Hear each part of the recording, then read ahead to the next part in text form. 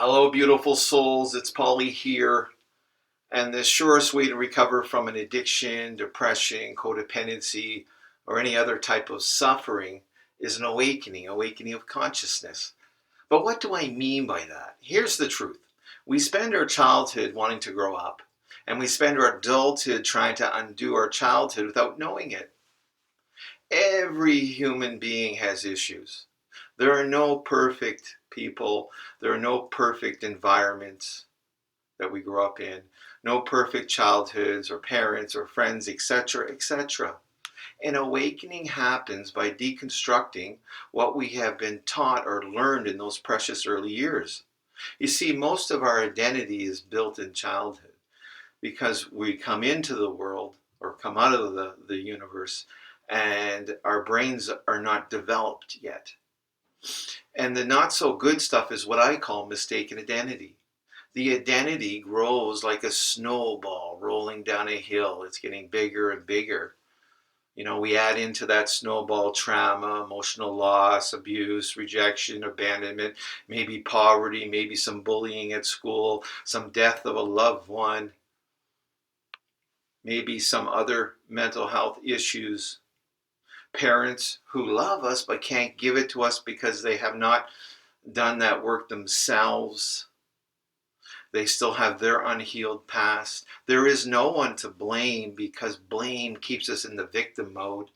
Then along comes a substance or a behavior to escape, which I call addiction, coping mechanisms to survive, and all the subconscious beliefs like I'm not enough, I am unlovable, I am unworthy.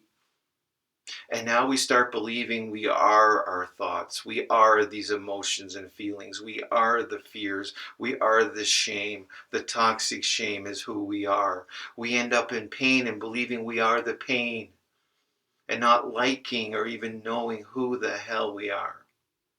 It's no wonder I developed an addiction as a coping mechanism because it worked in the beginning to take away the pain of my mistaken identity.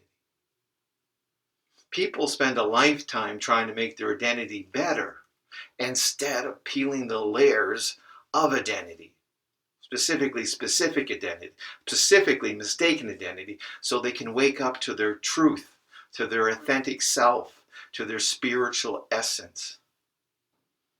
Think of an onion. We got to peel the onion. But it's painful, and that's why it's an onion. We have to do this work, and we have to look at the false self, and that's painful. As we peel away, what happens to the onion is it disappears, and we're left with I am. We have to let go of that old self, and the original God essence can be experienced within. This is what happened for me. This is what happened for 24 million people, according to the statistics in long-term recovery in North America today. Their old self died, and they woke up, and their desire was lifted. Being is enough. Being is everything. Another word for being is consciousness, awakened consciousness.